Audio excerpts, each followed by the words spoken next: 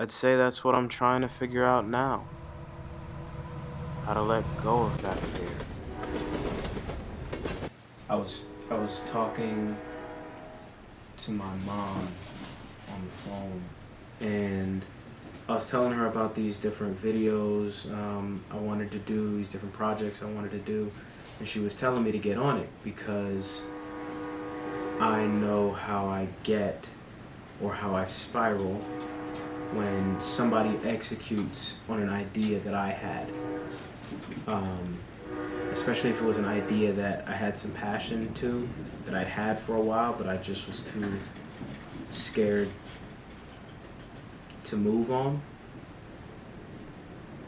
And the first thing out of my mouth, and I repeated it,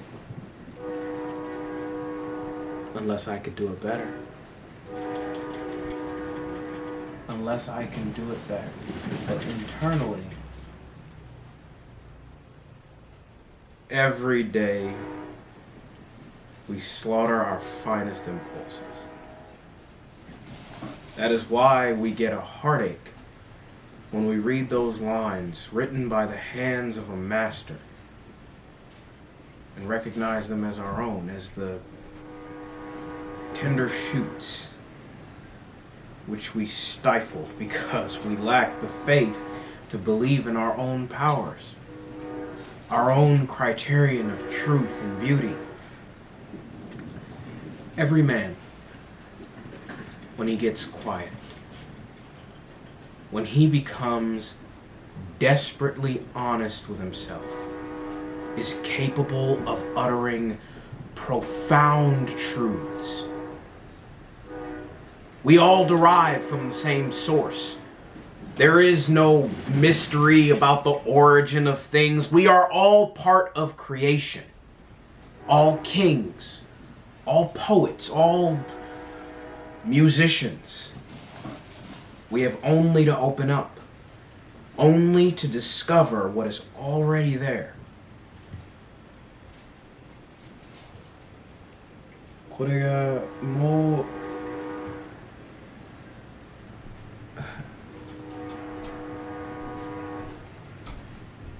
This is one more piece of advice I have for you. Don't get impatient. Even if things are so tangled up, you can't do anything. Don't get 絶望的な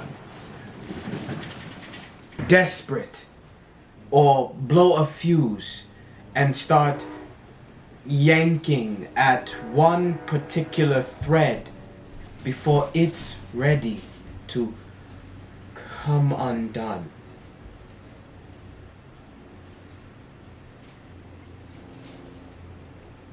You have to realize it's going to be a long process, and that your work on things slowly, one at a time.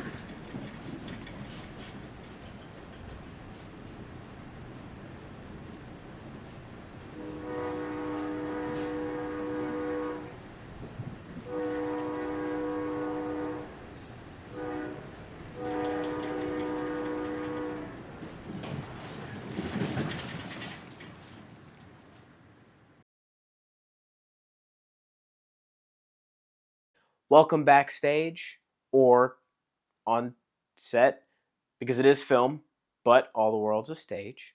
I hope you enjoyed Miller, Murakami and Me, the second installment in this developing series, Conversations That Never Happened, where I take real quotes and make imaginary conversations with them. And it's the first one that I inserted myself into as a character, which was really fun. If you haven't seen the Maya Angelou and Toni Morrison episode, it should be popping up at the top right of your screen. If you did enjoy, please, not just for my sake, but for your sake, don't slaughter that fine impulse you have to subscribe. While you're here, let's talk a little bit about acting and this series and its development.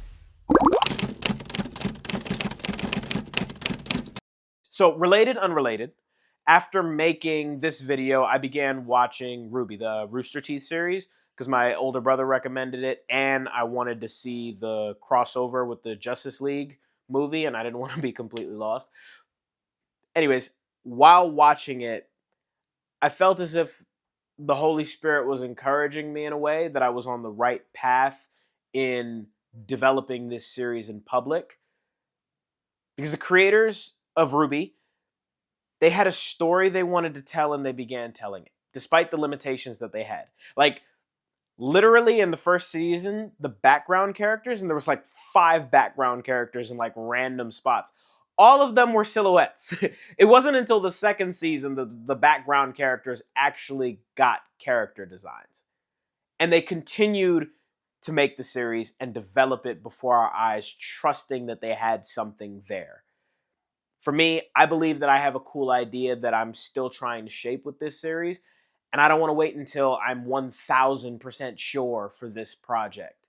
I have to break out of crippling perfectionism. I don't want to limit myself as to the quotes that I can perform, but I'm also not trying to just do mood pieces.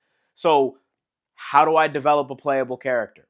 Can I do any research? If so, how much? Again, the origin was essentially an acting exercise that required no research, so I want to honor the heart of that. However, without any research, I never would have found the extended version of the Henry Miller quote, which is the one that I ended up using.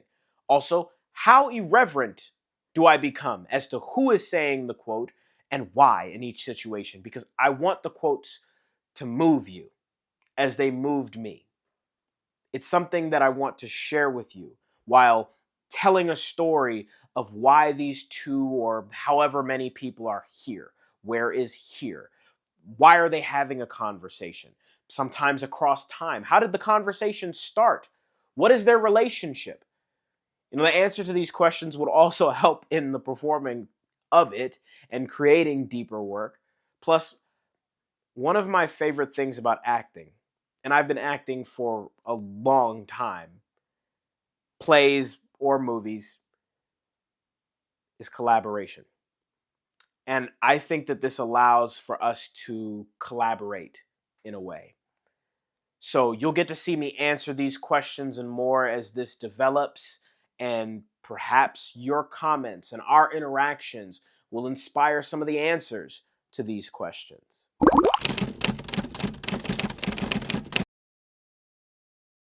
Why am I doing this?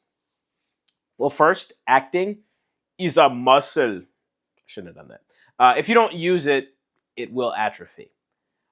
I'm hoping to attract creative people to a creative space we can enjoy each other and creating in, and creative situations that we can be in and grow in. I don't want to wait around for somebody to give me a job or a chance. Also, acting is, I believe, my gift, part of my unusual aptitude, if you will. I also believe that when you use your gift and walk in it, it can position you closer to God if you're walking with Him and listening for the voice of the Holy Spirit.